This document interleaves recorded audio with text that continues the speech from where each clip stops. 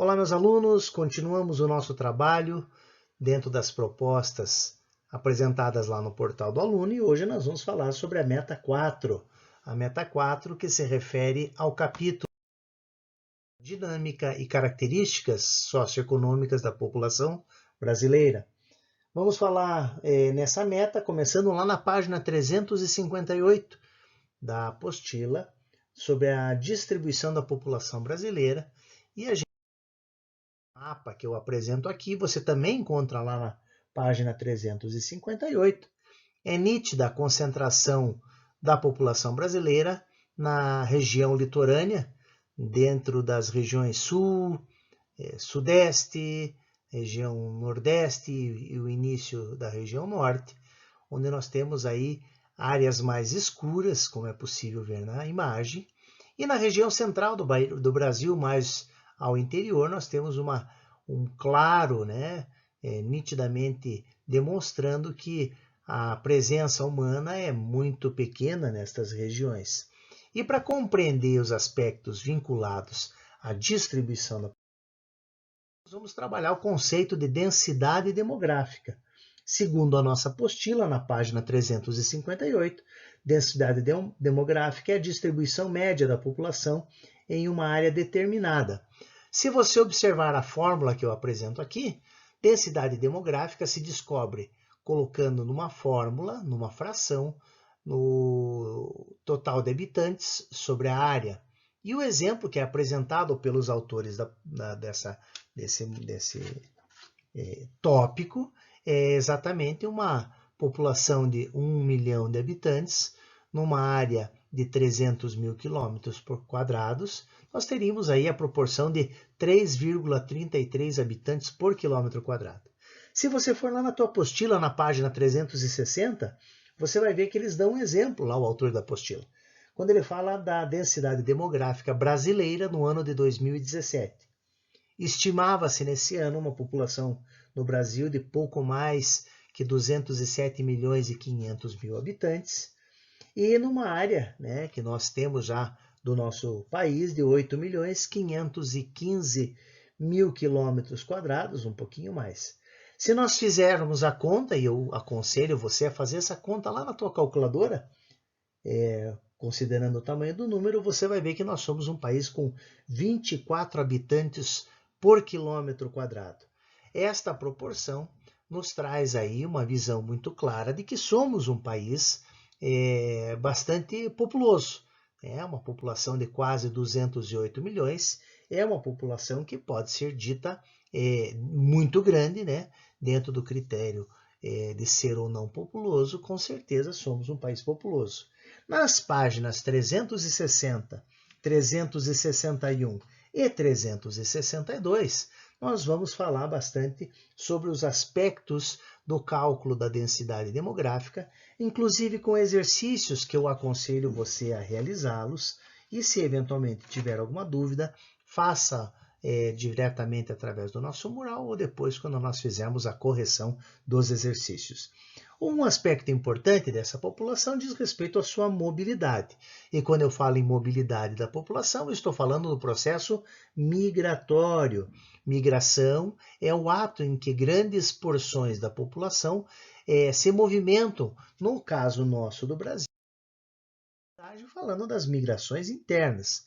Você vai observar nas páginas 363 e 364 da apostila que eu replico aqui nessa transparência, nessa imagem, os movimentos migratórios nas décadas de 50 e 60, depois nas décadas de 60 e 70 e por fim nas décadas de 70 a 80. Observem na imagem, como você vai observar nos mapas das páginas 363 e 364, que por diferentes motivos o direcionamento desses movimentos migratórios foi mudando com o tempo. Lá em 60 e 70, nós podemos observar aqui na imagem, na apostila, era em razão da falta de empregos, e a consequente oferta destes empregos na região sudeste. Olha como vem bastante gente do Nordeste em direção à região sudeste e sul. Já nas décadas de 60, 70, a gente tem o movimento da exploração do ouro e o desenvolvimento agropecuário na região amazônica. Observa lá, ó, ali da região sudeste, a região sul e do próprio Nordeste, em direção à região norte, e continua aquele movimento do Nordeste em relação ao sul em busca do emprego. Já nas décadas de 70 e 80, nós temos um movimento muito mais amplo de intensificação do fluxo migratório para a região norte, dentro do que nós tínhamos a perspectiva das novas fronteiras agrícolas. Este movimento ele acaba influenciando também os aspectos de sustentabilidade e de preservação da floresta amazônica. Agora, eu falei sobre o Brasil, mas esses movimentos de grandes massas humanas também são replicados para todo o planeta. Três conceitos importantes, e eu vou falar na ordem inversa que vocês têm na apresentação, de baixo para cima, o que é migrante, o que é imigrante e o que é emigrante. Migrante é toda pessoa que se movimenta sob o ponto de vista permanente de uma região para outra. E aí os dois conceitos, imigrante e emigrante, nós vamos encontrar na página 365. Imigrante é a pessoa que chega para viver em um país estrangeiro e emigrante é a pessoa que sai de um país. Portanto, toda pessoa que sai do Brasil, por exemplo, em direção ao Japão, aqui no Brasil é um emigrante, está saindo do Brasil. E lá no Japão é um imigrante, é quem está chegando no país.